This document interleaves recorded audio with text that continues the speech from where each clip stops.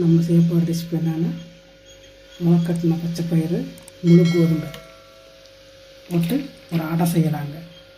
சத்தானதுங்க. சின்ன குழந்தைகளுக்கு பெரியவங்களுக்கு எல்லாத்துக்கும் சாப்பிட்லாம். ரொம்ப ரொம்ப சத்தானது. இந்த மாதிரி ஒரு தடவை ட்ரை பண்ணி பாருங்கள். இது முழு கோதுமை தாங்க. நம்ம காய வச்சு அரைச்சோ பண்ணுறது இல்லைங்க.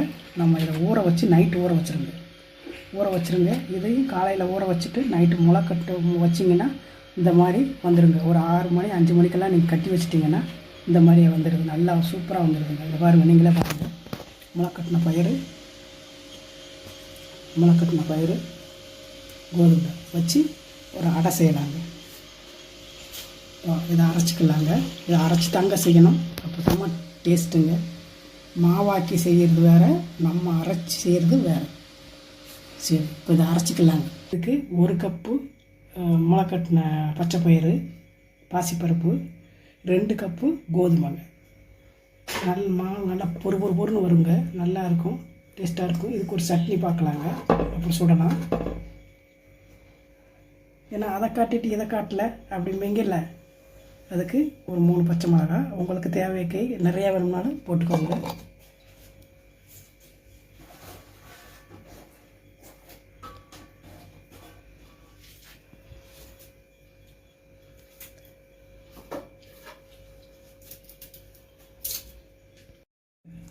ஒரு 2 பல், கொஞ்சம் பெரிய பல்ல பூண்டு,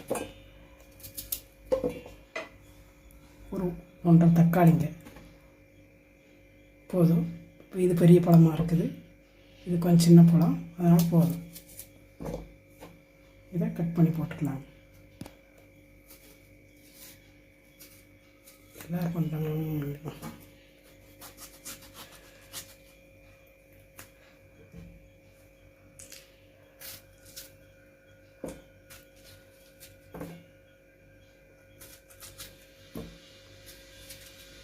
நான் செய்கிற காம்பினேஷன் சூப்பராக இருக்குங்க. நீங்கள் செஞ்சு பாருங்கள், அப்போ தெரியும். இவ்வளோக்கு வெங்காயங்க, சின்ன வெங்காயம். அதில் அடைக்கி வெங்காயம் போடுவோம், பாருங்கள் நீங்கள். அடுத்து இந்த அளவில் இவ்வளோக்கு கொத்தமல்லி தாங்க. அந்த வாசம் இந்த அடைக்கி சூப்பராக இருக்குங்க.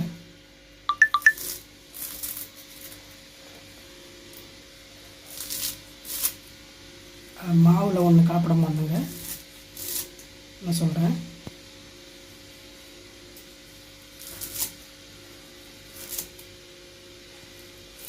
போட்டு எல்லோரும் வழக்கத்தானே செய்வாங்க. தக்காளி சட்னிங்க. இது கொத்தமல்லி தக்காளி எல்லாமே போட்டு சூப்பராக இருக்குங்க. இப்படி பண்ணால் நல்லா இருக்குங்க. இப்படி பண்ணால் கொஞ்சம் அந்த இதோடைய வாசம், இதோடைய சத்தெல்லாம் அப்படியே கிடைக்கும். லைட்டாக வணக்கினாவே லைட்டாக பச்சை வாசனை போனாலே போதும். சட்னி சூப்பராக இருக்குங்க. சரி, மிக்சியில் போட்டுக்கலாம். நிறைய வட்டின சின்ன வெங்காயம் டேஸ்ட்டுங்க. அதனால தான் சொல்கிறேன் நான். உங்களுக்கு சின்ன வெங்காயம் இல்லை பெரிய வெங்காயம் தான் இருக்குது, நாங்கள் என்ன பண்ணாலும் போட்டுக்கோங்க, தப்பு இல்லை. அது டேஸ்ட்டாக இருக்குங்க. கூட கொஞ்சம் டேஸ்ட்டு எடுத்து கொடுக்கும் சின்ன வெங்காயம். அடுத்து கருவேப்பிலையை நல்லா வெட்டிக்கோங்க. கருவேப்பிலை. அடுத்து பச்சை மிளகாங்க. ஏன்னா காரமாக இருக்குதுங்க, அதனால் நான் 1 மிளகாவை போடுறேன். அடுத்து சட்னியில் வேறு காரம் இருக்குது.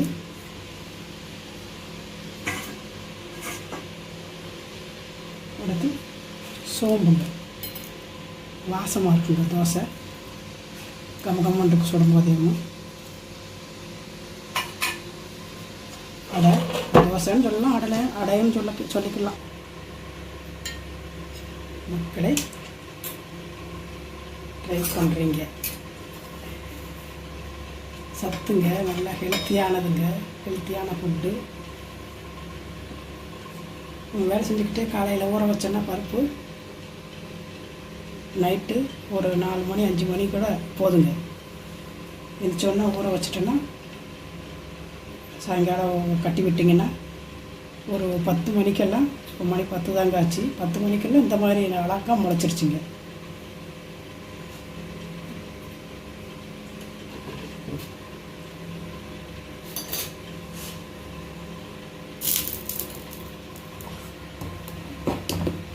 சக்தி வெளியே ஆயிடுச்சு மக்களை. ஊற்றிக்கலாம்.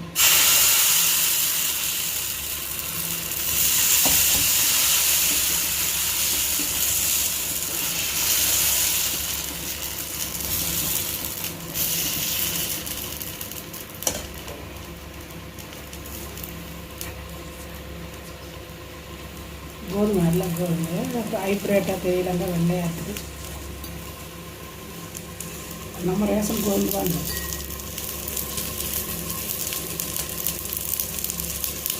ஏன்னா நம்ம வீட்டில் என்ன இருக்குது, நம்ம என்ன யூஸ் பண்ணுவோம், அதே நம்ம பார்த்து கவனமாக நம்ம ஃபுட்டு எடுத்துகிட்டு வந்தாலே நமக்கு போதுங்க, ஆரோக்கியமாக இருக்கும்.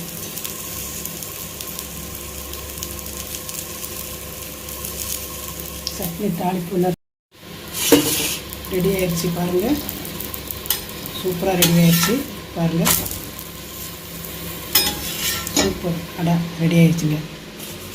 டேஸ்ட்டு செம்மையாக இருக்குங்க. சாப்பிட்டு பாருங்க. சூப்பர் டேஸ்ட்டு, வாசம் நீங்கள் அப்புறம் சொல்லுவீங்க.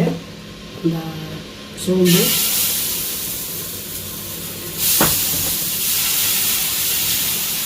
கொத்தமல்லி சட்னி, முளைக்கட்டின பச்சைப்பயிறு, கோதுமை, அடை. அனைவரும் ட்ரைப் பண்ணி சாப்பிட்டு பாருங்கள்.